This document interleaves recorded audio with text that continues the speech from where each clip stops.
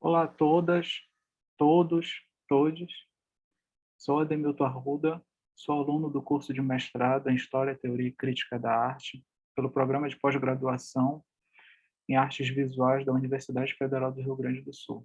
Hoje venho até vocês para apresentar meu trabalho intitulado Corte Seco, a violência na série fotográfica de Alberto Bittar. Vamos a ele. Alberto Bittar é brasileiro, natural de Belém do Pará, fotógrafo formado em administração de empresas pela Universidade da Amazônia.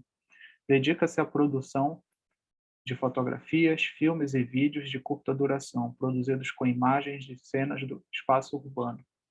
Atualmente, tem a carreira consolidada como artista e editor fotográfico. Suas obras carregam um olhar sobre a paisagem, analisando o transcorrer do tempo, o movimento, a memória e a efemeridade.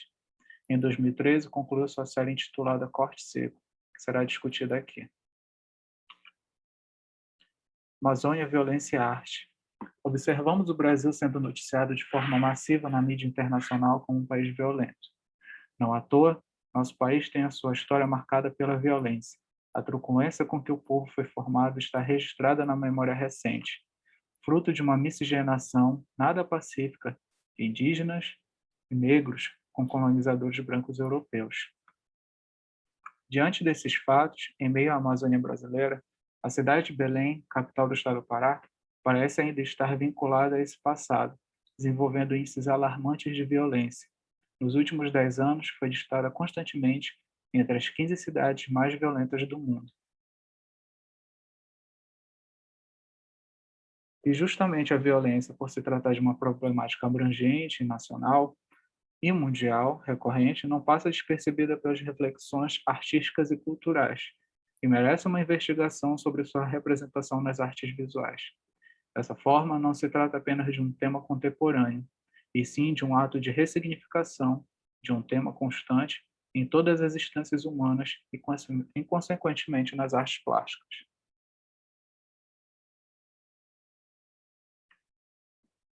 Criminalidade, Poder e Cidade. Na série fotográfica Corte Seco, de 2013, Bittar expõe a realidade precária da Baixada da capital paraense. As fotografias foram produzidas à noite durante excursões do artista por cenas de crimes nas ruas da periferia da região metropolitana de Belém, e mostram um pouco da rotina dos moradores que são vítimas e, ao mesmo tempo, espectadores da violência urbana. Uma audiência formada por adultos, jovens e crianças compõe um cenário macabro. Susan Sontag dirá que essas pessoas que estão acostumadas a ver imagens de violência, sejam ao vivo ou através da imprensa, de jornais, televisões, noticiários, se tornam indivíduos indiferentes e frios diante da dor dos outros, reflexo dessa massiva difusão de notícias.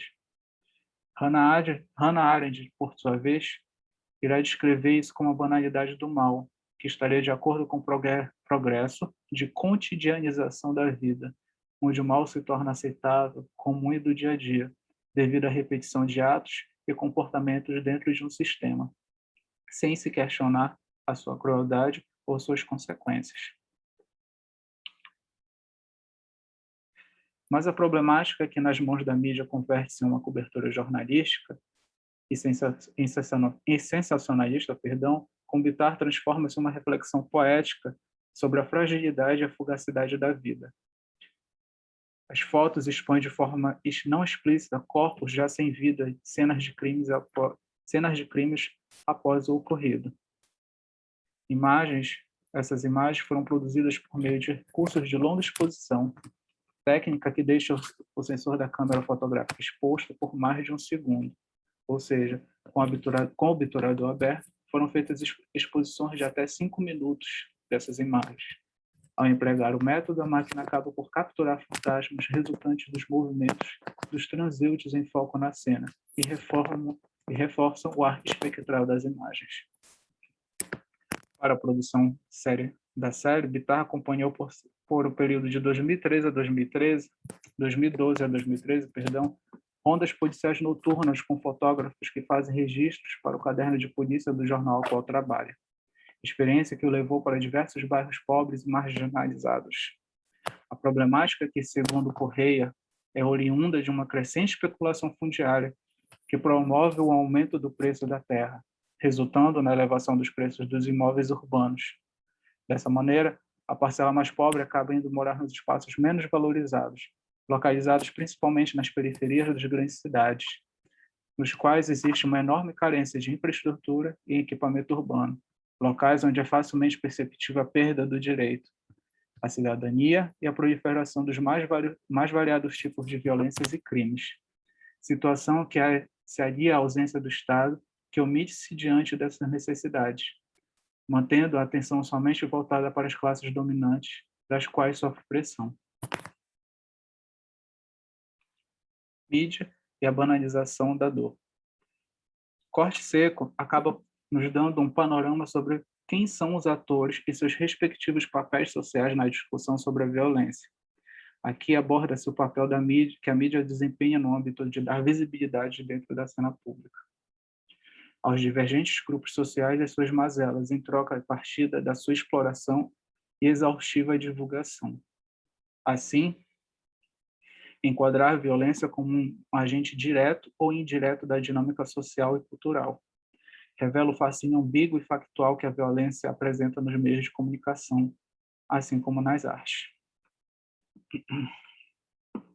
Hal Foster, por sua vez, irá cunhar o termo realismo traumático, depois de revisitar alguns trabalhos de Andy Warhol, na década de 60. Para Foster, o realismo encontrado nas produções de pop de Andy seria a produção de um estado defensivo, por sua vez, realizadas por alguém que, em estado de choque, acaba convertendo a natureza do choque como defesa mimética contra o próprio choque.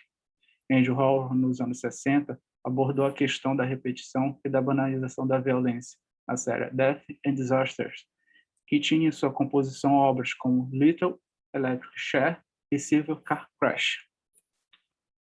A indiferença que retratava, esse período e traduziu a indiferença e a violência incorporada pelos padrões e o cotidiano que representava a sociedade norte-americana no momento em que chacinas e assassinatos em série se tornavam banais.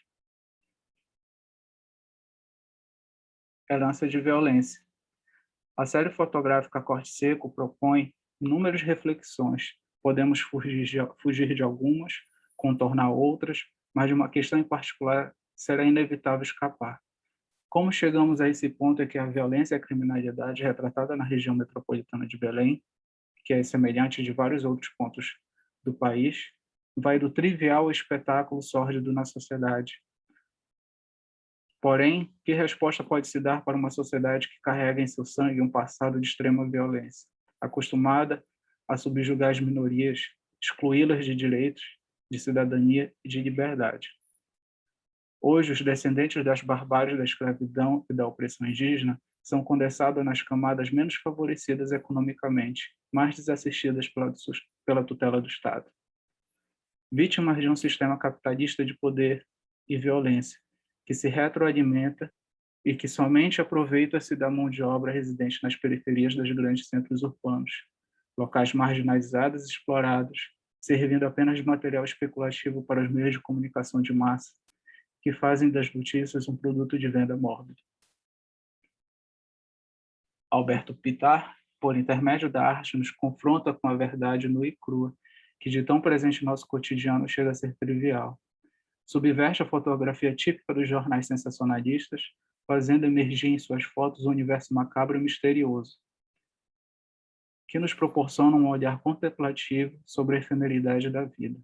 Aqui, a arte alia-se à violência e constitui-se como uma linguagem que não apenas expressa um enfrentamento, mas, por sua vez, nos proporciona uma reflexão acerca da necessidade de empatia dentro de uma sociedade completamente desigual, além de nos confrontar com uma problemática social sem a necessidade da espetacularização.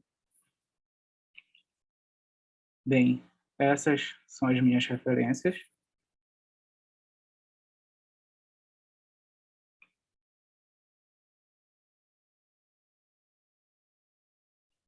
E obrigado.